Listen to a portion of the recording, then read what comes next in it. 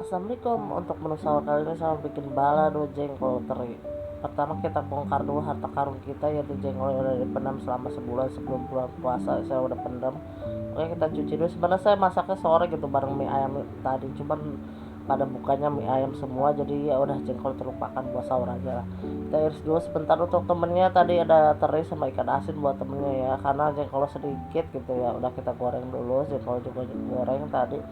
Untuk bumbu halusnya udah saya tulis di video. Bumbu tambahnya kalau udah harum baru masukin bumbu tambahannya ya, jangan pakai skip garam ya, takutnya keasinan say. Oke, kita juga masukin juga jengkolnya sama teri sama tadi ya, kita masukin. Kalau udah meresap begini baru taruh di piring, dimakan pakai nasi anget nih begini.